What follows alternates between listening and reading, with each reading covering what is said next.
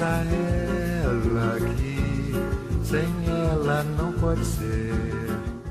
Tempos de glória, anos dourados. Atravessaram o fim da década de 50 e romperam os 60. O otimismo de uma era de ouro atropelava a razão e a matemática, projetando os 50 anos em 5. Os acordes de uma nova bossa ganhavam o mundo e embalavam conquistas jamais imaginadas, deixando complexos para trás. Ventos do Caribe sopravam pelo continente. O charme dos barbudos da Sierra Maestra e seus feitos arrebatavam corações e mentes da juventude. Ernesto Che Guevara falava em revoluções pelo mundo. A promessa de 2, 3, muitos Vietnãs soava possível. Nossa luta vitoriosa trajo duas consequências. El despertar de los pueblos de América que vieron que se podía hacer la revolución. No Brasil, Jango falava em reformas. O governo, que é também o povo e que também sou o povo perfeito, reafirma seus propósitos inabaláveis de lutar com todas as suas forças pela reforma da sociedade brasileira. O pavor de uma nova Cuba e das palavras de Jango foram definitivos para a marcha de militares e boa parte da sociedade brasileira sobre a legalidade. Os extremistas ameaçavam entrar em choque e não faziam segredo da posse de arsenais e depósitos clandestinos de munição. Era o caos irremediável que chegava a passos largos. E sobre o caos brotavam já o suborno e a corrupção.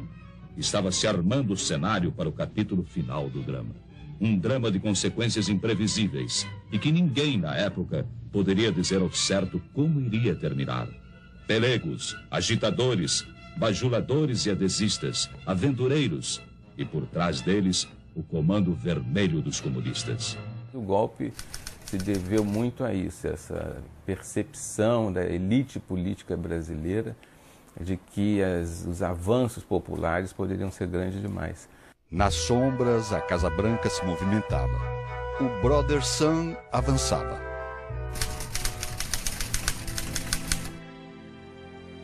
I think we ought to take every step that we can, be prepared to do everything that we need to do. We just can't take this one, and I'd get right on top of it and stick my neck out a little. Era a senha para o fim dos anos de ouro. Sob a nossa responsabilidade, a população do Brasil, o povo, a ordem. Assim sendo, declaro vaga a presidência da República.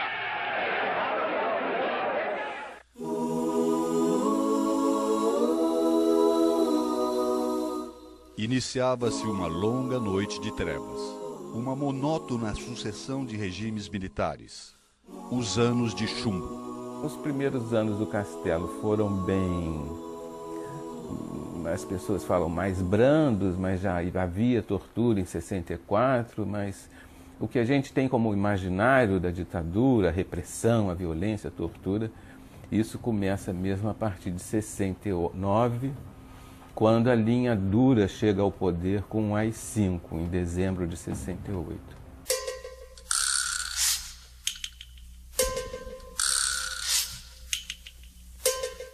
Em um dos seus primeiros atos, Castelo Branco cria o SNI, Serviço Nacional de Informações. Uma imensa rede de informantes e agentes secretos transforma o país em um estado de segurança nacional. Escolas, universidades, empresas privadas ou estatais, autarquias, sindicatos, nada mais escapava ao controle do regime militar.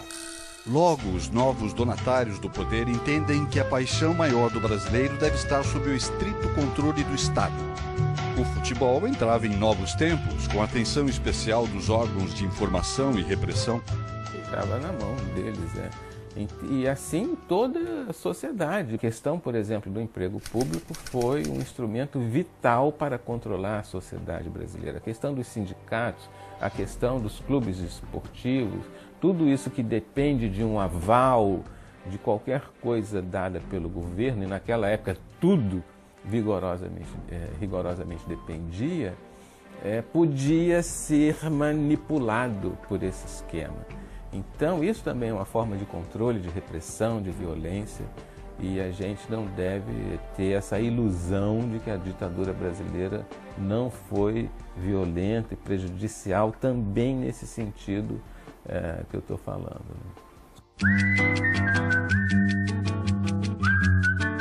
Ampliando as lições deixadas pelo Estado Novo varguista, o futebol não é visto apenas como algo a ser controlado. Com imenso potencial de propaganda, a modalidade é mais do que nunca trazida para perto do governo. Na primeira Copa do Mundo do regime militar, a seleção brasileira se transforma em um circo mambembe. No Palácio das Laranjeiras, o presidente da República recebe diretores da CBD e os jogadores que regressaram invictos de excursão recente a vários países da Europa e da África. Ao cumprimentá-los, o presidente Castelo Branco elogia os craques da seleção que em Londres disputará a Copa Mundial de 66. O regime militar confiscou os símbolos nacionais, ele se apropriou desses símbolos nacionais, né? Transferiu a bandeira como um símbolo do regime, não um símbolo da nacionalidade, o hino nacional como um hino do regime, o patriotismo como uma expressão de ligação direta com o regime, né? O Brasil ame-o ou deixe-o, etc. Mas tinha um problema aí que era uma questão, isso não era apenas manter uma certa imagem, né? Era preciso a cada 4 anos você colocar isso à prova. Né? Então a seleção bicampeã, que todos acreditavam que era uma geração, né, que estava em decadência já em 66, para a Copa de 66, né?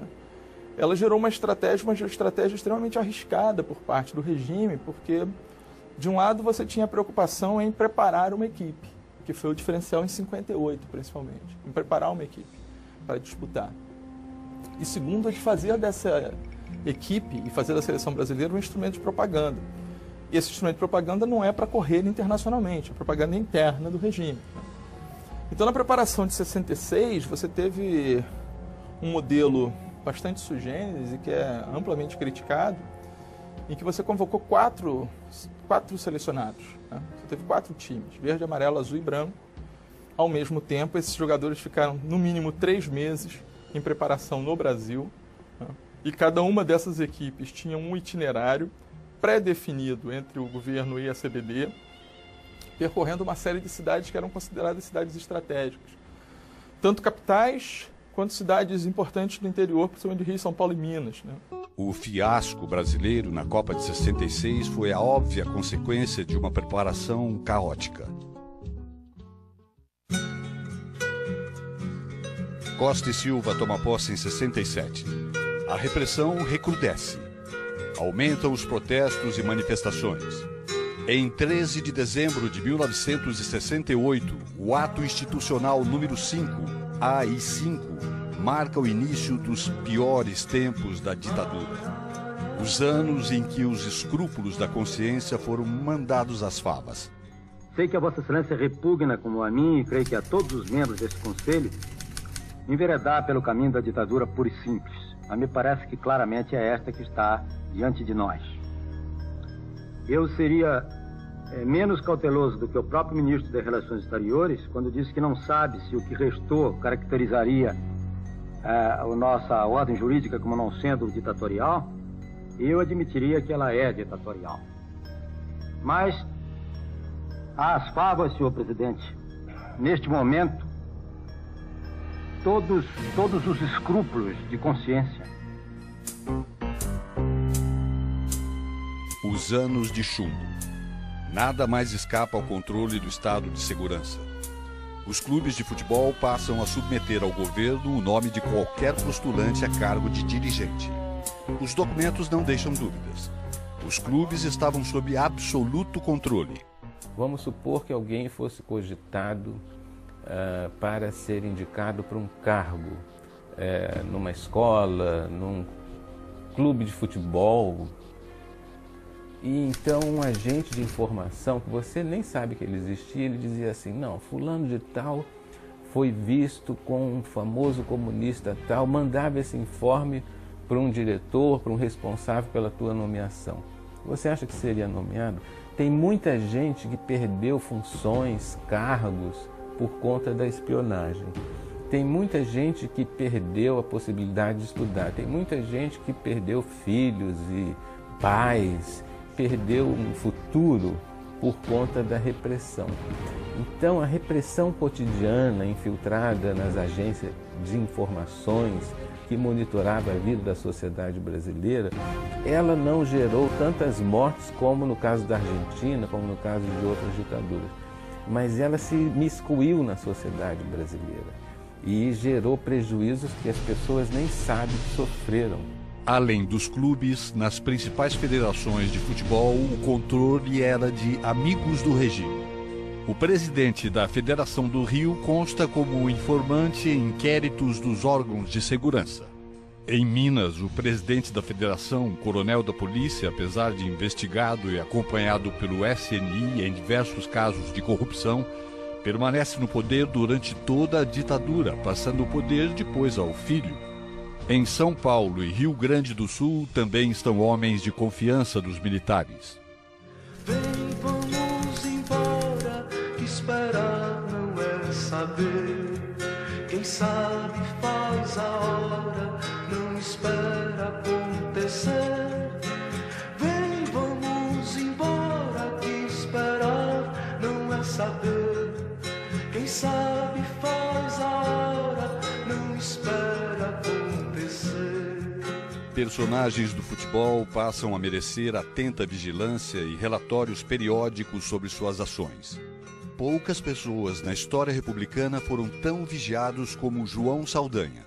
O cargo de treinador da seleção brasileira ampliava sua voz. Os militares sabiam que Saldanha aproveitava suas viagens ao exterior para levar documentos que denunciavam a tortura no Brasil e ajuda para exilados. E meu pai chegou e falou: Joãozinho, vem aqui, vamos ali, vem aqui com o papai, não sei o quê. E as pessoas ficaram nesse apartamento e eu atravessei a rua com o papai. E o papai chega, a gente anda assim, digamos, uns 100 metros. Ele fala: tá vendo aquele moço ali? Entrega isso aqui para ele. Era um pacote, eu não sei te dizer o que havia dentro do pacote, não sei mesmo. Eu sei que eu olhava para o papai para trás e olhava para o moço, eu estava ficando mais perto do moço, e o papai ali quieto, esperando a ação se consumar. Eu sei que eu cheguei próximo desse senhor, era um negro, que não tinha 2 dedos na mão, e entreguei aquele pacote. Ele, em português, me disse muito obrigado, foi muito gentil, foi para um caminho e eu voltei, e não se falou mais nesse assunto. Ele nunca me disse o que havia dentro, se era dinheiro ou se era documento, o que era. Indomável, o João sem medo não poderia ter a voz ainda mais forte com um título mundial. A comissão técnica de 70, né, a gente nunca pode esquecer que tem uma intervenção direta, que é o caso do João Saldanha, né, que é uma demonstração de força do regime. Né. É polêmico, o João Saldanha estava desgastado com setores da opinião pública, etc., mas é uma pressão constante, isso você percebe, claro, é uma pressão constante do regime sobre a CBD, no caso do João Saldanha, até que a CBD efetivamente cede porque ele está desgastado. A saída do João Saldanha é uma intervenção direta do regime militar. Uhum. É isso? É claro, isso é claro, entendeu? Porque ele já é um nome que é colocado sob suspeição, né, muito antes da sua demissão. Um incômodo que causava uma figura, não é só o vínculo dele com o partidão, não é essa a discussão apenas, é a independência do João Saldanha. Né? O João Saldanha, de alguma forma, ele tinha autonomia para ocupar certos espaços, né? Rádio, e falar certas coisas que eram extremamente incômodas. E sempre havia uma dúvida sobre até que ponto vai o João Saldanha, ou seja, o João Saldanha é uma figura. Enquanto ele teve apoio popular, era muito complicado mexer. Conforme isso vai desgastando e vão se criando episódios na imprensa que vão colaborando para esse desgaste, né, que viabiliza esse projeto, que é um projeto não só de anular esse personagem, que é um personagem sobre o qual eles efetivamente sabem que não tem controle, né, como também de uma demonstração de força sobre a CBD.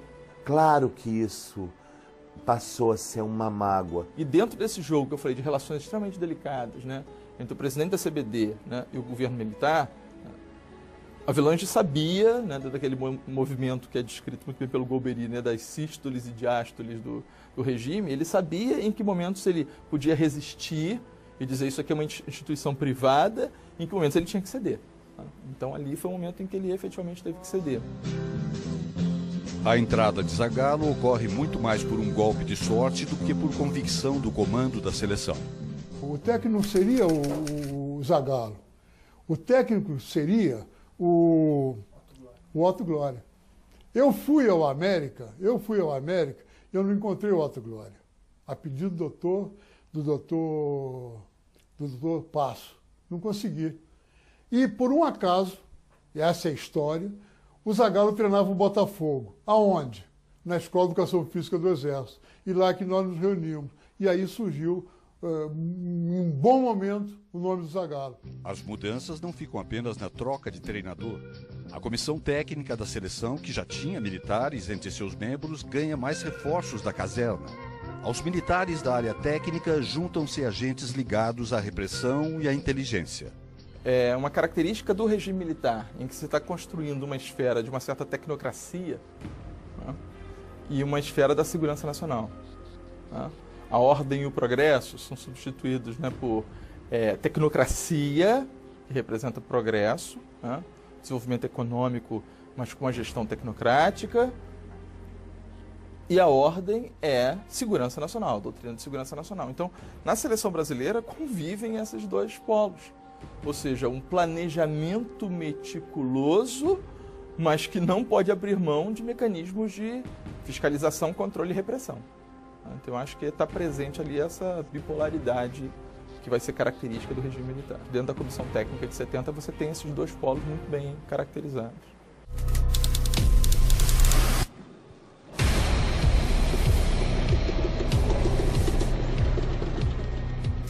Estamos trancados no paio de pólvora. Além da queda de João Saldanha, os militares impõem à CBD o brigadeiro Jerônimo Bastos na chefia da delegação. Este, por sua vez, leva para a chefia da segurança um agente da repressão, cujo nome consta nos dias de hoje nas listas de envolvidos com tortura. Provavelmente o nome da repressão que João Saldanha prometeu revelar em uma crônica do Jornal do Brasil anos depois. Vou escrever uma matéria sobre a presença exigida e por mim repelida de policiais espancadores na concentração. Foram barrados por mim, mas depois eu fui barrado por eles. Afinal de contas, estavam no poder. E que poder? Um mistério que persistiu por anos e acaba aqui. Personagem até hoje pouco conhecido e revelado. O Major Roberto Câmara Ipiranga dos Guaranis. Os governos militares, especialmente a partir do Costa Silva, eles tinham como estratégia de combate à repressão a infiltração. Isso era uma grande estratégia que aconteceu, sobretudo a partir de 69. Eles, inclusive, dizem e diziam que essa foi a razão da vitória sob a subversão, a chamada subversão, a técnica da infiltração. E a sociedade brasileira, ela foi muito monitorada em todos os seus setores por esses agentes da repressão. A escolha do Major Guaranis para a função não havia sido por acaso. 2 anos antes, o então capitão se mostrara de absoluta confiança para a linha mais dura da repressão. No episódio conhecido como o Caso Paraçar, em que o brigadeiro João Paulo Burnier planeja uma série de assassinatos e atentados, entre eles a explosão do gasômetro do Rio de Janeiro na hora do rush, causando cerca de 100 mil mortes, para jogar a culpa na resistência ao regime, Guaranis era um homem-chave do plano. O capitão Sérgio Miranda de Carvalho, Sérgio Macaco, que ficou para a história como o homem que disse não, impediu a tragédia, contrariando a ordem superior. Depois disso, foi reformado pelo Ato Institucional 5. Naquele momento, quando houve, isso eu fui descobrir depois, quando houve a ordem do atentado do gasômetro, um resolveu cumprir ordem, outro resolveu não cumprir ordem. E a divisão aconteceu naquele momento e aí nunca mais essas duas pessoas se falaram. Então um foi punido e o outro continuou na ativa, seguindo carreira lá na aeronáutica. Eduardo Guaranis, sobrinho do Major Guaranis, revela os bastidores da escolha do tio como homem de confiança do regime na seleção de 70. Ele foi posto naquela posição para controlar qualquer tipo de desvio, que já tinha um trauma que vinha de João Saldanha. Exatamente isso, foi para controlar e ser o mensageiro daquela ditadura naquele momento da história do Brasil. A imagem, né, ou então a figura, era para proteger a seleção de fora para dentro, mas não, sem dúvida a proteção era de dentro para fora. Com certeza era a função dele. Esse Ipiranga dos Guaranis era uma coisa muito maluca, porque ele era muito forte, poderoso, e habituado a treinamento, né, para multidão e tal. Quando o ônibus da seleção, quando ele ia chegando ao estádio, ou chegando à concentração, ele saía e ia à frente do ônibus, sozinho. Tinha uns guardas ali, mexicanos e tal, mas ele ia comandando aquela função como se fosse uma função, uma ação militar mesmo, né?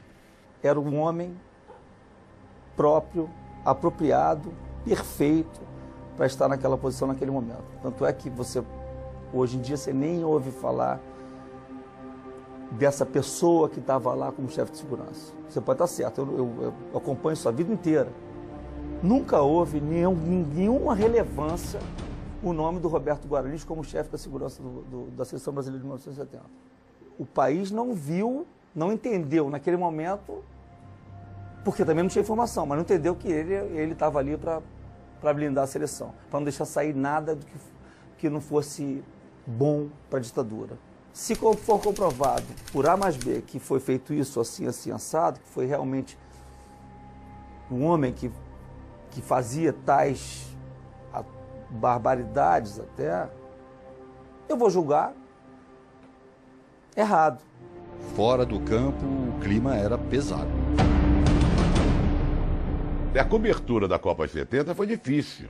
Quando a gente foi para o México, você tinha o credenciamento da Copa e o credenciamento da Seleção Brasileira. Você não podia entrar no hotel da seleção, que era um motel ali em Guadalajara, ou lá em Guanajuato, simplesmente com credencial da Copa do Mundo. Você tinha que ser aprovado pela segurança, pelo crivo do militar ou dos militares para poder cobrir a seleção brasileira. Você deixava um documento, preenchia um formulário. O João Saldanha foi impedido. O João Saldanha foi à Copa como contratado pela BBC, para escrever artigos na BBC e num jornal também lá em inglês.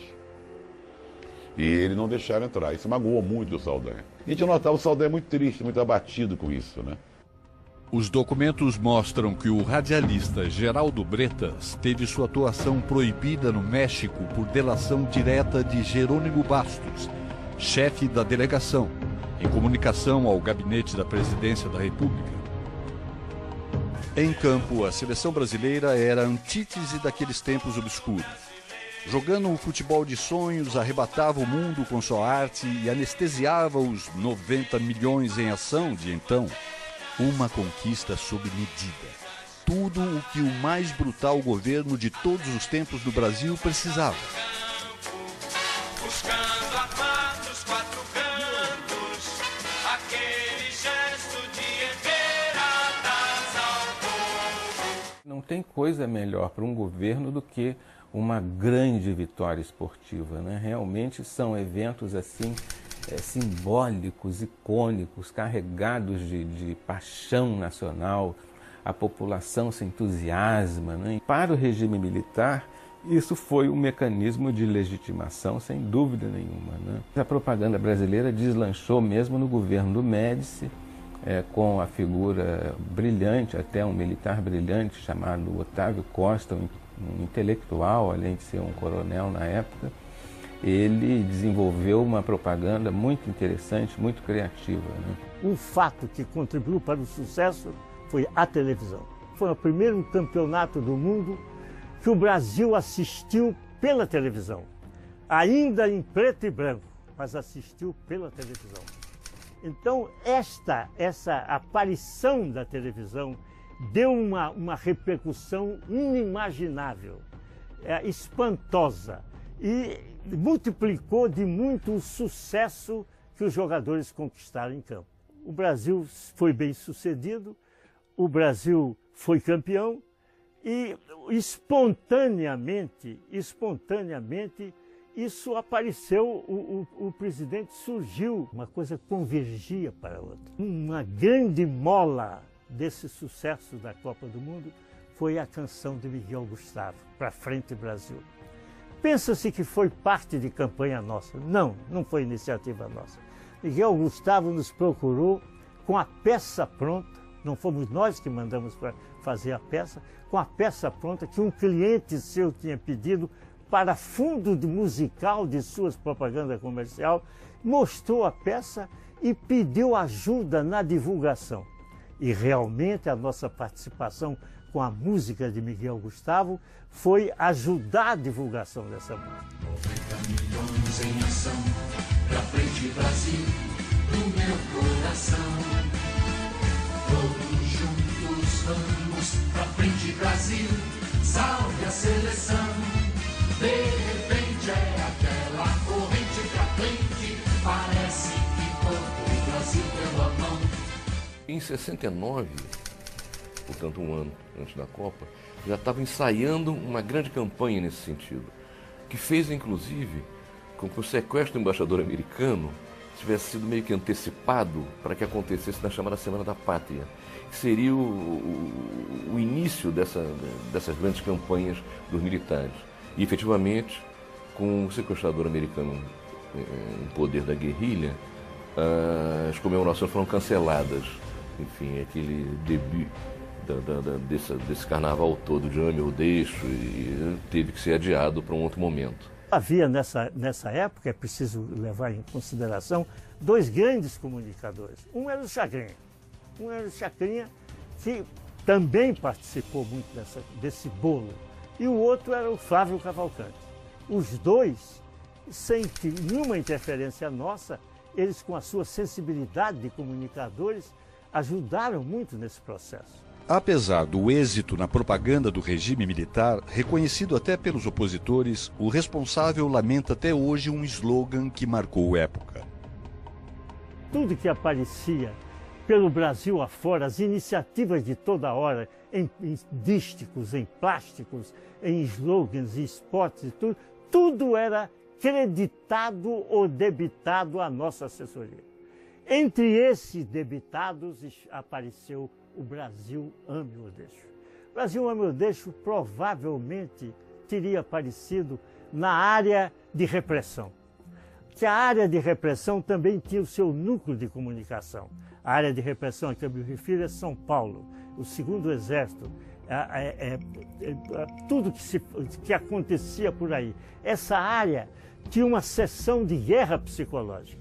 Então, eu estou convencido de que este slogan, Brasil Ame ou Deixo, é um produto de guerra psicológica, dessa assessoria de guerra psicológica da Operação Bandeirantes. Discordo de tantas coisas que chegaram a fazer e que vinha a saber até depois, mas acredito que esse poder dos órgãos de informações foi absolutamente avassalador. Todos juntos vamos pra frente Brasil, Brasil, salve a seleção.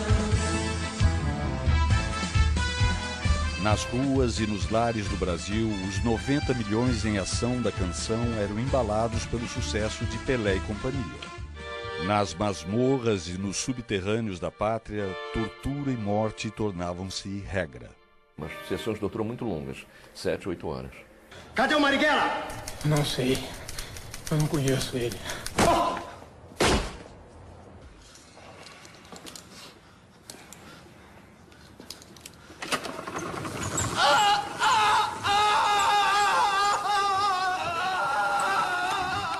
Onde é que está o Marighella?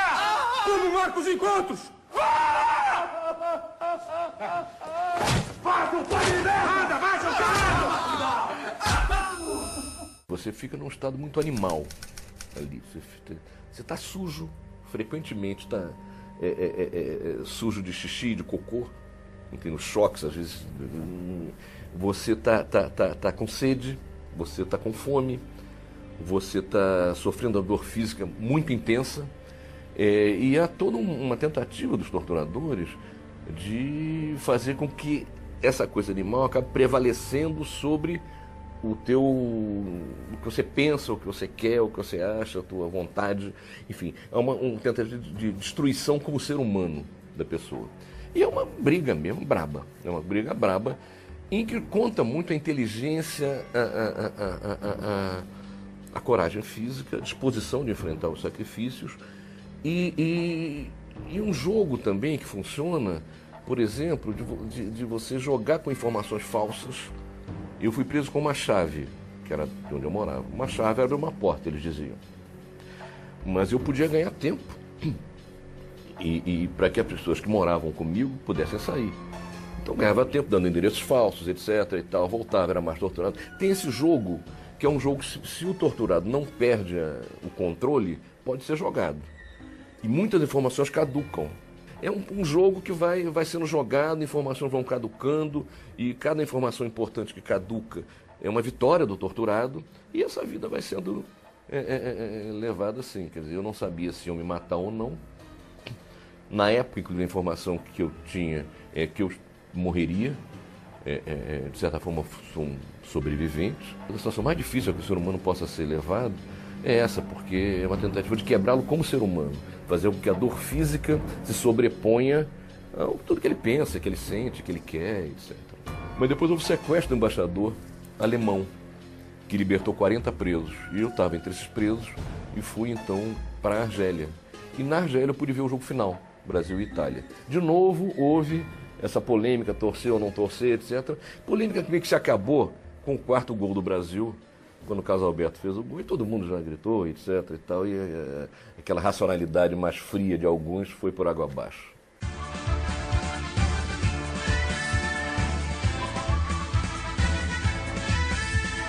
Brasil tricampeão do mundo. A resistência destruída. O milagre econômico em curso. O Médici também era uma pessoa muito popular. É preciso lembrar isso. O general Médici presidiu o Brasil durante um período em que houve muita repressão. Então, para a memória da esquerda, para a memória das pessoas que atuavam nas ações armadas urbanas, o período do Médici é o quê? É um período de repressão. Mas para a memória das pessoas comuns que estavam vivendo o milagre econômico, com crédito para comprar geladeiras, fogões e carros, o governo do Médici era ótimo, né? Então nós temos essa complexidade aí da história. Por um lado, o período de auge da repressão, que era censurada, então ninguém sabia disso, e por outro lado, esse governo popular, graças ao desempenho do chamado milagre econômico brasileiro. Já não havia limites para o regime militar. O futebol e seus personagens passam a ser ainda mais monitorados. Os arquivos não deixam dúvidas sobre uma outra grande vítima do estado de segurança implantado, Afonsinho, acompanhado em todos os passos, aqui e no exterior.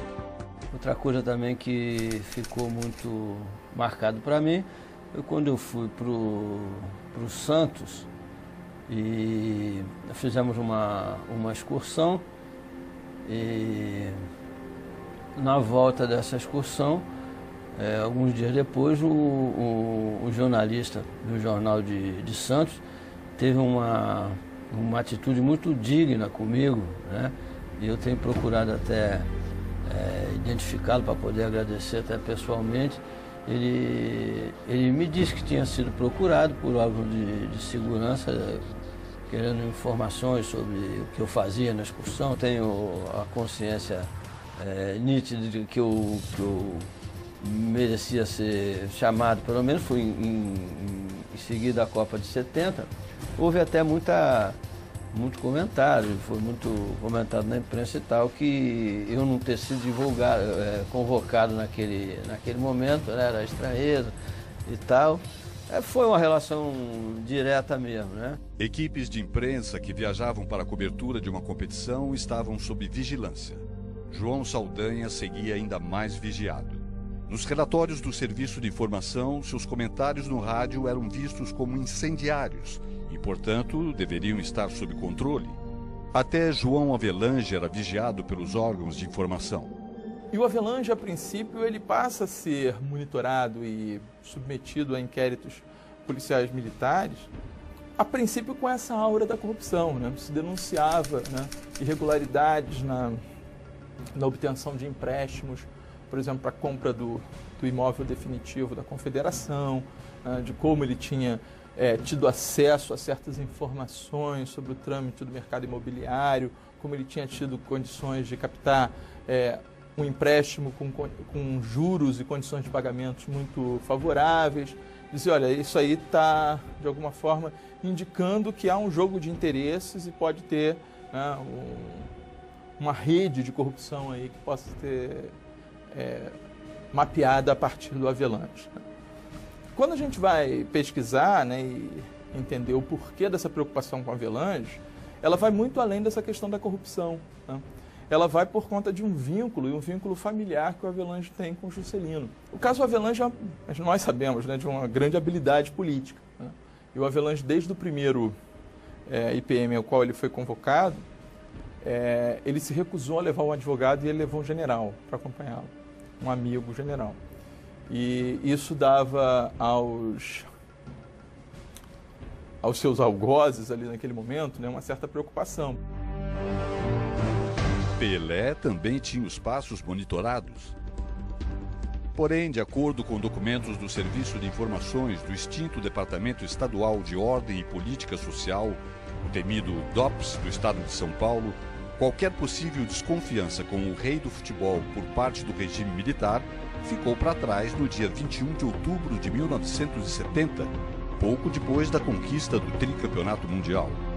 Segundo os relatórios do DOPS, em visita ao gabinete do diretor-geral do órgão, Pelé contou que em jogos realizados no México e na Colômbia foi assediado por comunistas para assinar manifestos contra o governo brasileiro e que não concordou por ser contrário ao comunismo. O documento informa ainda que Pelé se prontificou a deixar isso público em pronunciamentos nesse sentido se fosse julgado conveniente. Tentamos ouvir Pelé através de seu assessor sem obter resposta.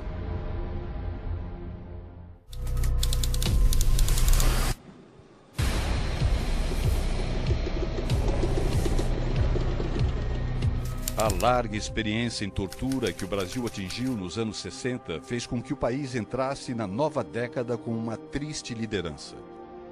Exportador de repressão para os países vizinhos. A criação de um banco de dados comum e a conexão de informações sobre opositores transformam-se em obsessão das ditaduras do continente, auxiliados pelos Estados Unidos e países europeus. É a Operação Condor, a multinacional do terror.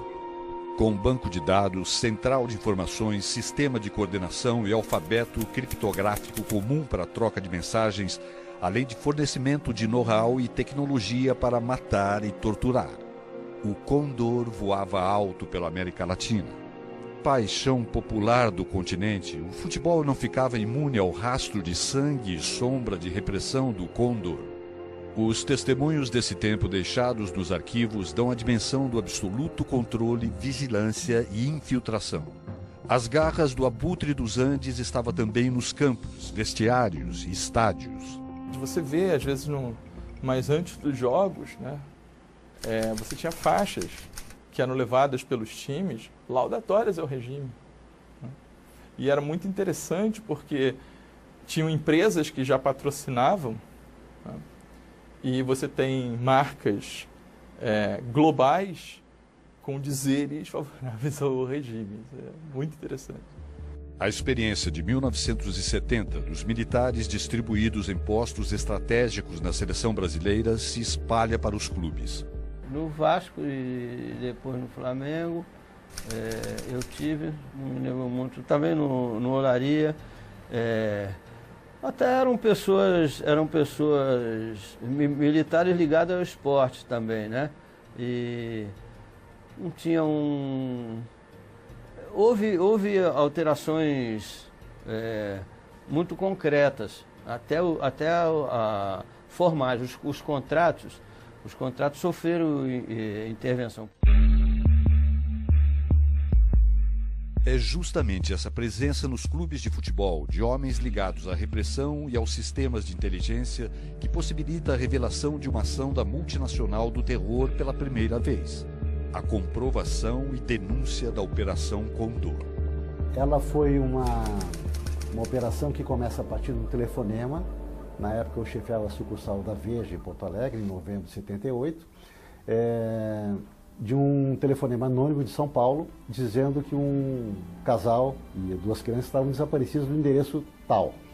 Aí, por um acaso, o futebol me ajudou a desvendar essa operação. E eu não esperava encontrar alguém do futebol naquela operação.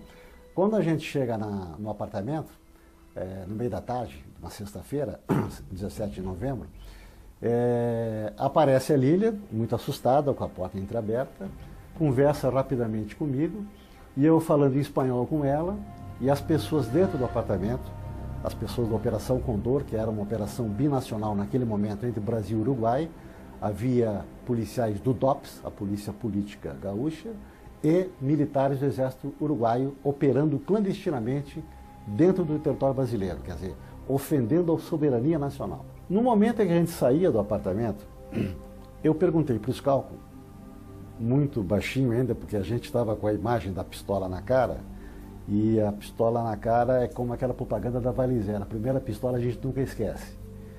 Aí caminhando eu perguntei para o Scalco, você reconheceu alguém aí? Disse, olha, não sei, mas um deles me pareceu o Didi. E a partir dali, a partir desse fato casual, que é um fotógrafo de esporte, ao meu lado, não um esporte de polícia ou de política, é que foi possível pegarmos o fio da meada decisiva para elucidar a questão do sequestro. Porque a partir dali, nós fomos traçar a história do Didi Pedalada. E aí, de novo, o futebol se mistura e se mescla com a política. O Didi Pedalada, depois de ter uma passagem lá em fim de carreira no México, voltou, jogou um pouco no Guarani de Bagé, que é a sua terra natal, tinha passado antes pelo Cruzeiro, numa passagem mais brilhante, e no final, desempregado, ele conseguiu uma função no DOPS gaúcho, então dirigido com o seu delegado mais importante, que era o Pedro Selig, que faz parte da Santíssima Trindade da repressão brasileira. O Pedro Selig fez no sul do Brasil o que o delegado Sérgio Fleury e o coronel Carlos Alberto Brilhante Ustra fizeram em São Paulo. Ou seja, desbarataram a esquerda armada através de uma repressão muito violenta e muito eficaz, muito eficiente. E o Pedro Selig era a grande estrela do DOPS gaúcho. Aí ele foi apresentado para o Didi começou a trabalhar no DOPS, porque já havia uma relação, uma afinidade do Selig com o esporte. Explico. O Selig era colorado, torcedor fanático, e frequentava os treinos do Internacional. Nos jogos do Inter, ele chegava a ter um lugar cativo nas cabines de imprensa e era muito amigo do grande astro do Internacional, que era o meio-campo Paulo Roberto Falcão. E havia uma ligação familiar profissional do Falcão com o Selig. O Falcão tinha como procurador o delegado Reinaldo Jorge Salomão, que era o preparador físico do Internacional, era o procurador do Falcão nos seus negócios comerciais e, ao mesmo tempo, era filho de um cunhado do Selig e era delegado do DOPS.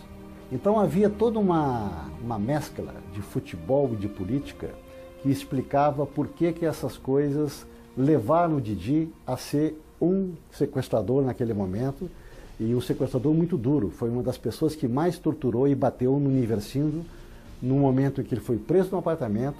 O Universindo apanhou já ali, e ele lembra até hoje do Universindo que quem mais batia nele era o Negro Forte. E depois, no DOPS, ele foi muito torturado por mãos binacionais. De um lado, o brasileiro Didi Pedalada, que batia com muita força, e de outro lado, o capitão Glauco Janone, que era o capitão do Exército Uruguaio, que era uma figura muito terrível da repressão uruguaia. E essa é o início da história do sequestro do uruguaio, que tem o pé no futebol, e graças ao futebol ele pôde ser elucidado. Desde el primer momento, él está presente desde el momento de la detención. Es más, es él el que me pide los documentos, es él el que me lleva a la jefatura por primera vez, es él el que me lleva a mi casa, es él el que decide que yo vaya con mis hijos. O sea, él está en todo momento presente. O delegado Pedro Selig era um homem de sucesso, né? Era um homem temido, e ele fazia esse trânsito entre o futebol e a repressão. E hoje ele é uma figura esquecida, né? Injustamente esquecida, porque ele devia ser muito lembrado pelo que fez e lembrado pelo que ele representa, principalmente pela impunidade que ele encarna junto com o coronel Brilhante Ustra, que é o homem que inventou o doicode da Rua Tutóia, onde morreu o jornalista Vladimir Herzog, e que hoje mora aqui em Brasília, impune como todos os outros. Era a voz decisória, digamos, del operativo. Momentos assim de tortura, assim, Selig? Também. Presente? Sim, totalmente. Sim, sempre. Sempre presente? Sim, sempre.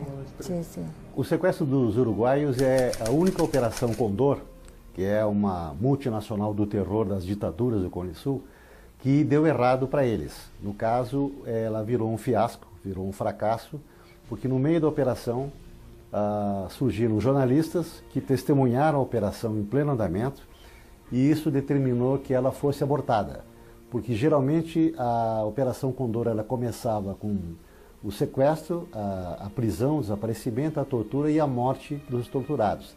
Tanto é que não existe ninguém que tenha sobrevivido a Condor.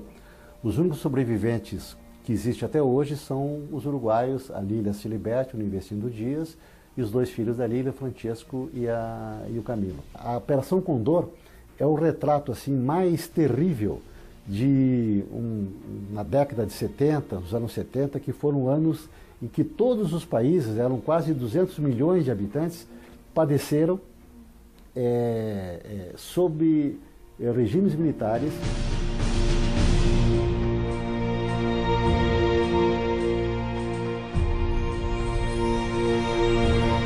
Os arquivos estão sendo abertos, a memória sendo recuperada, a verdade sendo construída, para que nunca mais donos do poder digam que nada tinham a ver com o genocídio de tanta gente, para que enfim seja possível pavimentar a estrada que leva ao nunca, nunca mais.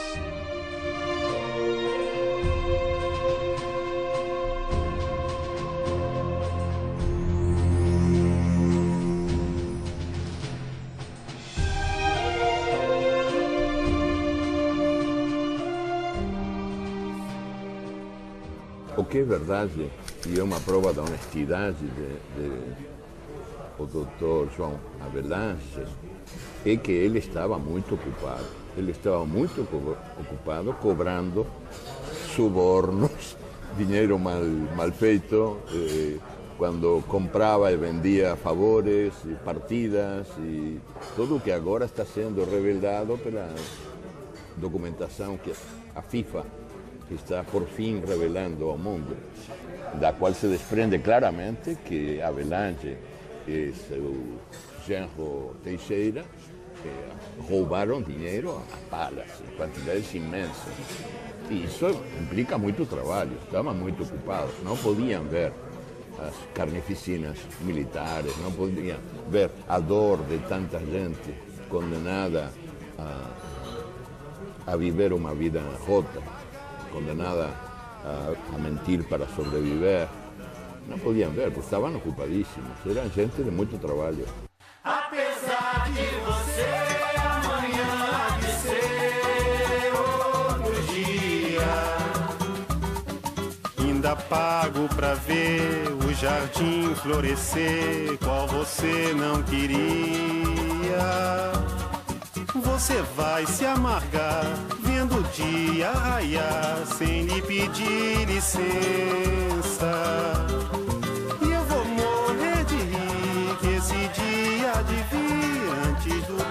você pensa. Apesar de você, amanhã há de ser outro dia. Você vai ter que ver amanhã renascer e esbanjar poesia. Como vai se explicar vendo o céu clarear? De repente, impunemente, como vai abafar nosso coro a cantar?